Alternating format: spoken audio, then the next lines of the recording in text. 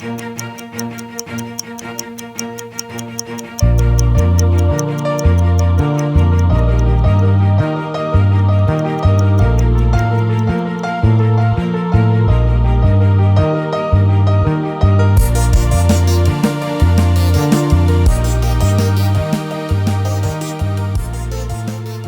avez jamais eu l'impression que vous êtes obligé le matin en vous levant de commencer à porter un masque? Vous savez, il y a le masque de la personne parfaite, celle à qui tout réussit. Il y a le masque de la personne toujours de bonne humeur, pour qui tout va toujours bien. Il y a aussi le masque de la personne douce et effacée. Il y en a encore plein d'autres, mais ils ont une chose en commun, c'est qu'on les met parce qu'on a l'impression que la pression sociale autour de nous veut nous obliger à donner cette image-là de nous-mêmes. Qu'on est obligé de porter ce masque pour correspondre à ce que la société attend de nous.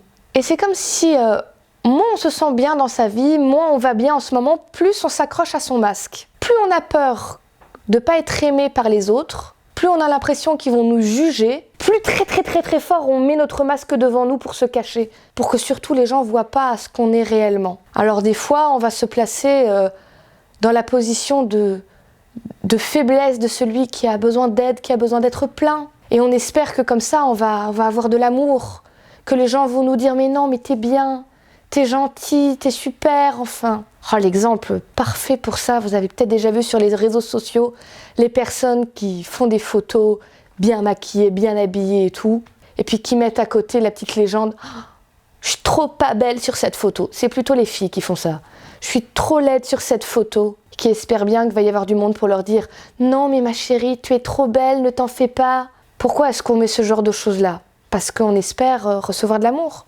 Ou alors on va porter le masque du sauveur. SOS sauvetage. N'importe quelle heure du jour et de la nuit. Ne vous inquiétez pas, vous avez un problème, je suis là. Et bon, par contre, il faut m'aimer. Parce que si je fais tout ça pour vous, vous me devez de l'amour en retour. Et donc, dès le petit lever, hop, mon masque Superman ou Superwoman, et je suis prêt. Mais les masques, ça dure qu'un temps. Et on ne peut pas obliger les gens à nous aimer pour ce qu'on fait, ou parce qu'on veut qu'ils aient pitié de nous. Et à un moment ou à un autre, ils en ont marre. Et on se retrouve tout seul à dire « mais pourquoi vous ne m'aimez pas? Pourquoi vous ne me donnez pas ce dont j'ai besoin? J'ai fait tout ce qu'il faut. » Au final, on en retourne toujours à la notion de jugement. Comment les autres vont me juger? Est-ce qu'ils vont me juger assez bien ou pas pour être aimé? Vous savez quoi, cette idée de jugement, faut arrêter.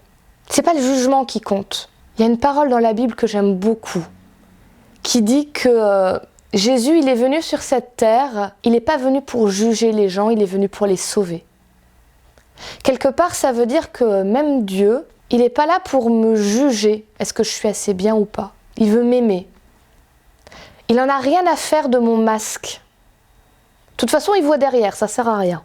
Mais ce qu'il voit derrière, il l'aime. Et il ne me demande pas de mettre ce masque-là devant moi. Il me dit, sois toi, je t'aime, vraiment, je ne te juge pas pour qui tu es. Je veux t'accompagner dans ce que tu es. Pour moi, mon masque, c'était celui de Mademoiselle Perfection. Il fallait que tout soit à sa place, parfait, nickel. Si quelque chose n'allait pas exactement dans mon sens, c'était une catastrophe. Qu'est-ce que les gens allaient penser de moi? Est-ce qu'ils n'allaient pas me juger? Est-ce qu'ils n'allaient pas avoir une moins bonne opinion de moi? C'était terrible. Terrible la pression que je me mettais du coup.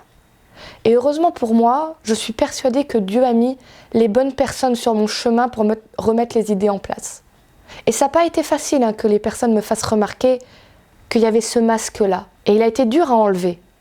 Parce que quand un masque il est là depuis trop longtemps, c'est comme s'il finissait par se souder au visage. Et ça fait mal de le retirer.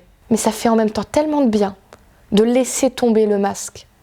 Alors je ne pense pas que j'ai fini de retirer le masque. Je pense que je vais mettre du temps. J'ai envie de dire, il y a un élastique à mon masque, si là je le lâche, paf, il va se remettre en place. Mais je crois qu'avec Dieu, je peux y arriver. Parce qu'il me dira, je t'aime sous ton masque, sois vrai. C'est comme ça que tu vas être heureuse. Et vous savez quoi? Pour l'instant, dans ce que j'expérimente, il a raison.